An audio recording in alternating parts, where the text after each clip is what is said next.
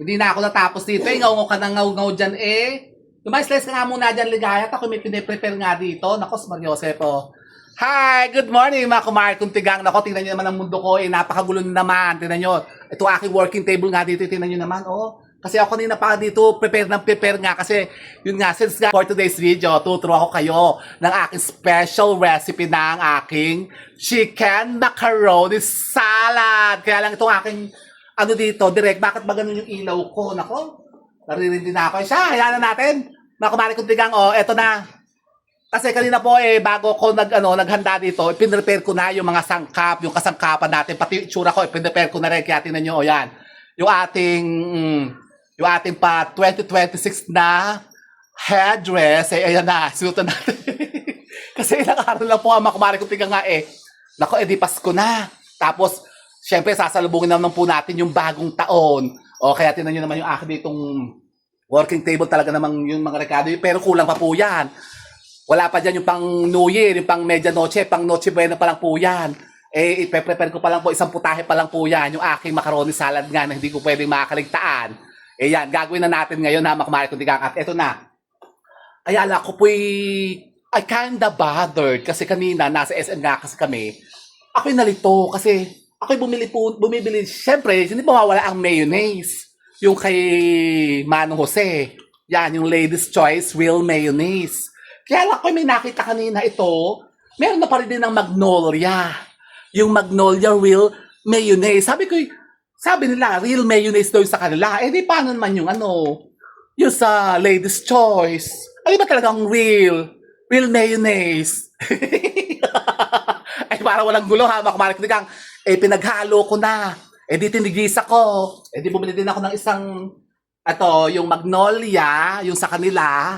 Tapos itong kay Lolo Jose na itong Ladies Choice Real Mayonnaise. Titingnan natin kung ano ngayon magiging lasa. Tapos nilagyan ko na rin siya ng yung Angel Creme Densada. Yan Angel Creme Densada kasi masarap-sarap daw to. Tapos, may nilagay pa ako dito yung isa pa. Ano ba yun? Ito, kasi sabi ko, ito na sana ang gagamitin ko. Meron din pala sila kasi nito na Magnolia na sandwich bread. Kaya lang baka maasim ito. Hindi ba maasim ito, hamak marik ng tigang? Kasi ito'y templado na. Hindi na kayo maglalagay ng mga pickles, mga gano'n, mga sibuyas. Kaya lang syempre, maglalagay pa rin tayo dito. Pero since tayo nga gagawa ng sarili natin version, yung ating sariling special recipe, tuturo ko sa inyo ito. Ito yung ating pinaka-dressing. Tinalo ko na siya kanina, hamak marik ng tinan nyo. Kaya lang yung ilaw ko pasensya na kayo kasi medyo against the light ata tayo. Kaya yung mukha ko parang ayaw magpakita. Yan. Lalayo-layo na lang sa camera para makita nyo. So, ito na po yung minixture natin. Nilagyan po natin to ng yung ating real Ladies Choice Mayonnaise saka yung Magnolia Real Mayonnaise. Hindi ko alam kung sino talagang real sa kanila. Comment down nyo dyan, makamarin ko tigang kung sino ba talaga ang real sa kanilang mayonnaise. So, ganito, ayan. Napapera na. Pag na-picture na natin ganyan, titimplahan na natin yan. Lagyan nyo ng konting yung asin. Siyempre, may asin. Tapos, konting paminta. Huwag nyo lalagyan ng betchin. Siyempre, wala nang betchin. Ang una natin ilalagay dito, yung ating macaroni. Siyempre, ito yung gagamitin natin macaroni. Ako talaga usually, royal ang ginagamit ko. Yung royal pasta. Para talagang al dente. Pero nakita ko, meron ito yung parang ganito. Ano ba to? Sunshine. May kulay na. Technicolor na. Makumarin ko tingnan nyo. Ayan Technicolor na yung macaroni nila. Sabi ko, parang maganda to. Try natin. Pero kung ako'y makukulangan, lalagay na natin to. Ito 1 kilo lang hamak marin kong tigang. Tapos 4 cups yung ginamit ko dito mayonnaise. Baka parang ang dami. So, tignan nyo. Ito namang si Ligaya Alishabu. Direk, kinakaw ko ni Ligaya kasi parang sarap kasi ng chicken ko. Palayasin mo nga dito sila guys. Direk, bakit gano'n parang nagbuo-buo na itong aking macaroni. Yung pasta ko nagbuo-buo na leche. Tingnan nyo. Parang naging maha na ata to Hindi na ata to macaroni salad. Maha salad na ata to. Parang nagmukha na siyang Maha Salvador. Yan. Pero sakto lang para marami pang ata yung natin dressing natin yam. So, ayan. Halu-haluin nyo lang ganyan yan, ha? Makamarit nyo na, napakadali lang naman gumawa ng chicken macaroni salad. Unahin nyo na muna yung macaroni, tapos ganyan. Hayaan yung manuot yung dressing natin na mayonnaise, tapos meron na itong creme densada. Pwede kayo maglagay. Ay, naglagay din pala ako ng all-purpose cream. All-purpose cream yung Nestle. Kaya lang medyo mahal-mahal ang Nestle. Marami naman pong mga version ng mga imitation na mga Nestle cream. Hindi Nestle cream, yung mga all-purpose cream. Pero ang original talaga, Nestle, syempre. Oh. Naku po, so ganyan. Hindi na ako magpapakita sa camera. Basta dito lang kayo focus. Kasi ako nag-iisa-isa nga dito at wala akong cameraman. Eh, si Direk busy sa paglalaro ng ML. Talaga naman eh. Kanina, ang daming tao sa SM, ha? Hindi siguro mas lalo pa yun sa December 31, sa bagong taon. Nako, ito naman impaktong to si tapos ito po yung chicken na ginawa ko kanina, yan. Chicken, kalahating kilo po ito. Almost 3/4 na rin kasi ito eh. Yan. Chicken po yan, tinan nyo. Chicken, iinano ko na yung, pinakuloan ko na siya, pero tinimplahan ko na rin siya. May timpla na siya ng asin. Tapos ilagyan ko na ng yung Knorr chicken, tsaka magic sarap, para may magic. O yan, lagay natin dito. Nako, ang dami eh. Parang kulang ata ang sauce. So ganyan lang Ay, napakarami ng chicken eh. Sarap siguro nito. Di ganyan. Aray ko, impacto ka talaga. Kasi ang sarap kasi ng chicken ko eh. Gusto ni guys. Ayan binibigyan ko nga mga tipak-tipak na manok. Tingnan nyo naman. So, ganyan. Hindi na ako magpapakita sa camera, Ibababa ko kaya ang para focus na lang dito. Ha? Pasensya na kayo sa lamesa namin. Medyo maraming kung mga arganas. Kasi talaga namang napakagulo ng ko ngayon, mundo ko. Kasi yun nga tayo nga nasa holiday season. Siyempre, andyan nakatambak yung mga ketchup, yung mga pickles, yung mga kung ano-ano. Halo-halo na. Ito yung ating ginayat-gayat na carrots. Yan, lalagay din natin yan. Gusto ko sana i-grind sana yung sa food processor. Wala naman akong gano'n. Wala naman akong food processor Feeling ko lang may food processor ako, pero actually wala. Makaupo nga. Pwede naman upo siguro. Diba? Bakit kayo ayaw kong umupo? Kaya lang kasi ilaw nga kasi habang kumari ko tignan nag-against the light. Yan. Kapag ilagay, tignan nyo naman. Tignan nyo naman ang itsura, di ba? Parang, ang sarap na eh. So ayan, tignan nyo, ayan na. Kita nyo, napakagulo ng lamesa ko kung ano mga arganas lang na dito. Tapos, syempre, pagkalagay natin na ganyan, halu-haluin nyo lang ng konti, kunin na natin yung sibuyas. Ako yung naglalagay din ng sibuyas.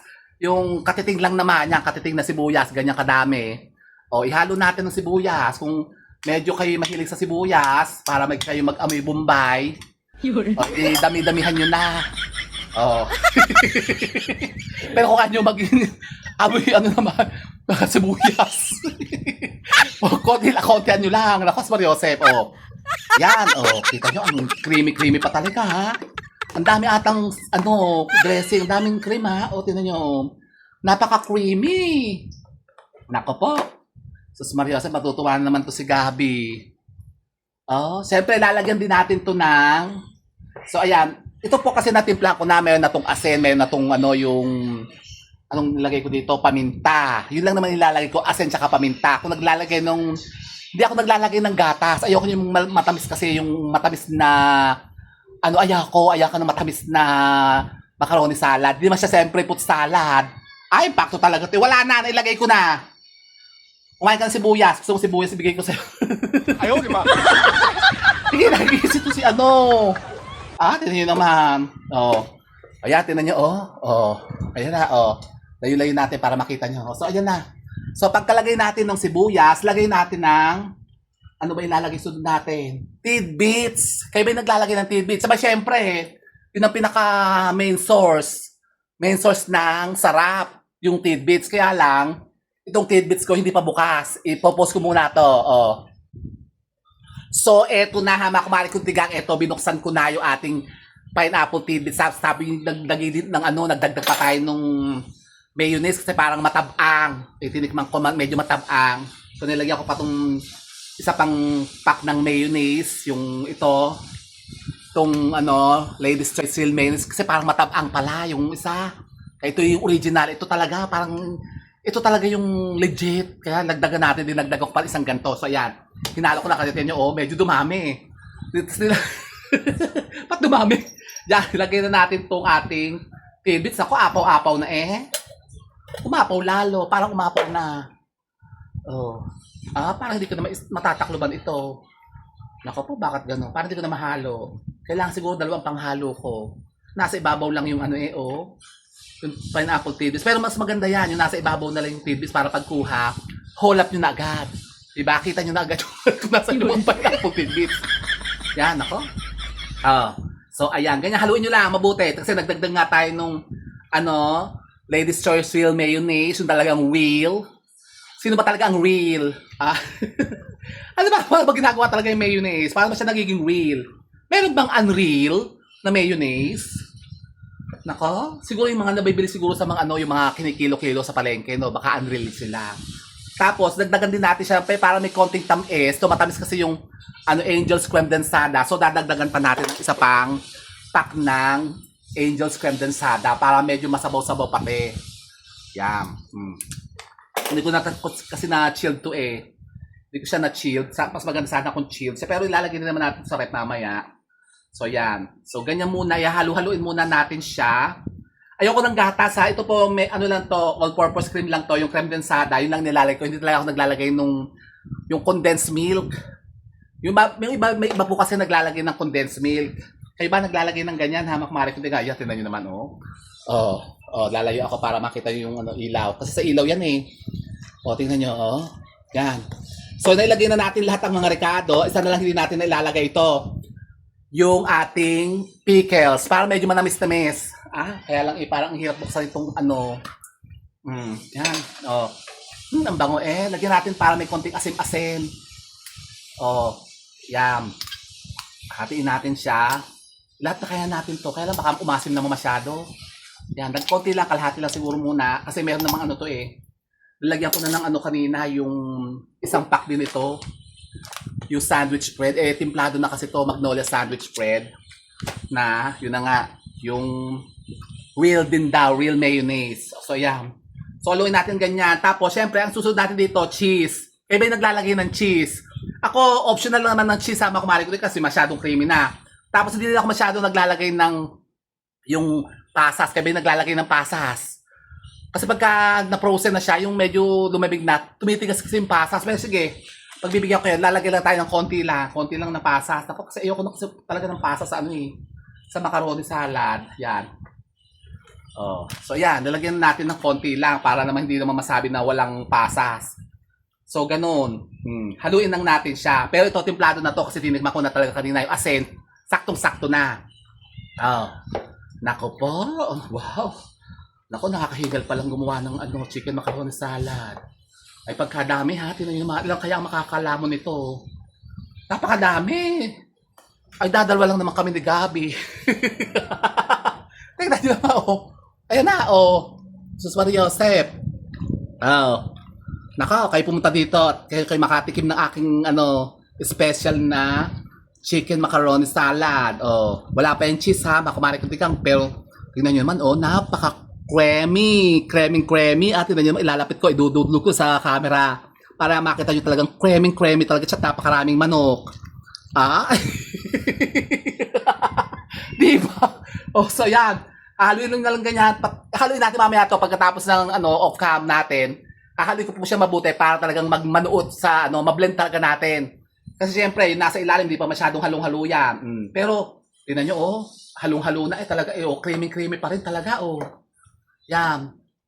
Ilagay na kaya natin lahat ng sibuyas. Baka naman mag-amoy Bombay na. Tama na siguro. Ilagay na lang natin ito sa itlog mamaya. Yung magtorta tayo ng itlog. Baka masyado namang humanglay. So ayan, hamak-mat. Ganyan lang. Napakasimple lang naman ha, mga kumain ko. Siyempre, hindi mawawala ito kapag kagat ng mga festive season. Yan, Christmas, saka bagong taon, nag-prepare kayo ito. Nako, napakasarap. Tingnan niyo naman, oh. Diba? Nako, tataba naman ako. Itong cheese pa pala, hindi pa pala nalalagay yung Eden cheese.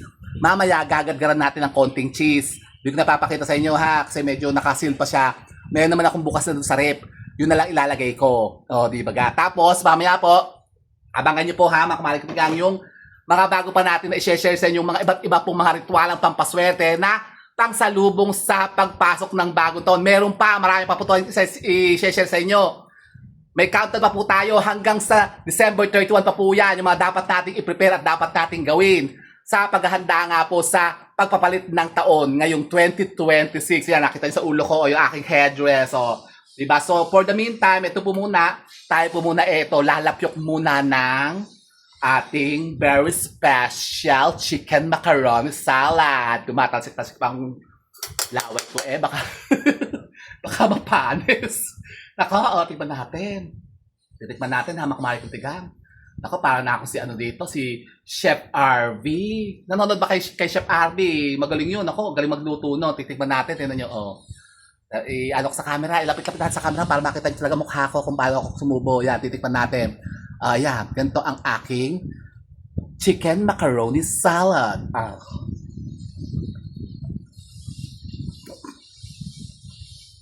Wow! Ang sarap! Ito po! Oh. Naku, tikman nyo, makabahan kong tigang. Nakapakasarap. Hindi pa yung malamig ha. Hindi pa masyadong halo. Naku, ang daming manok Apaw-apaw talaga oh. So yan po ha, mga kumain ang aking version ng aking very famous na special chicken macaroni salad for Christmas. So with that, mga kumain kong tigang, keep safe and God bless. Merry Christmas, mga kumain kong tigang. Naku, sarap Cut mo pa natin. Lagyan natin ng pinya. Ano? Gusto mo to? Salad to. Macaroni salad. Gusto mo? Tinis. Sila guys. Amuin mo. Amuin mo. Amuin mo. Sarap. Naglalaway. Laway siya. Laway siya. Bye mga kumain kong tigang.